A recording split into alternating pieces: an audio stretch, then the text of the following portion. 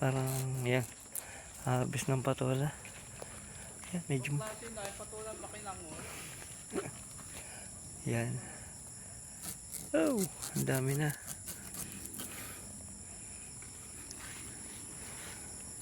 Ayun, yung isa na pwede na yun.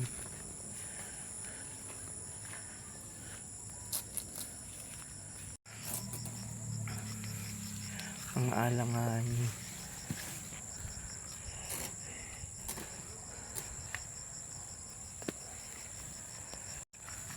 Yan, pwede na yan. Ito ang kagandahan. Yan, ganyan. Ito, ayan. Yung mga kagandahan. Mabilis mabili. Daming ma-harvest pala ngayon eh. Yung matitira mo, dadalhin ko na San Pablo. Kung may matira ka. Parang ano, ayaw nila yung dito kalalaki kaya. Alin? Baka hindi nila alam yung variant na to. O inisip nila pagka ano, ganito parang magulang na. Oh, yan. Yan yung sasabi ko pag yung medyo ano na, yan. Alanganin na silang bilhin yan. Ano po na? Ayun, yung isa pa.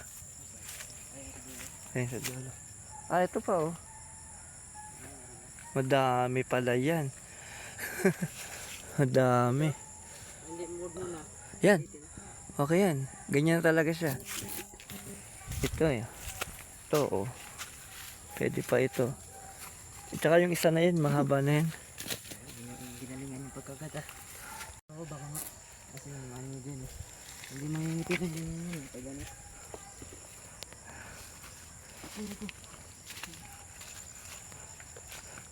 Yan, naka-harvest na po kami ng pato.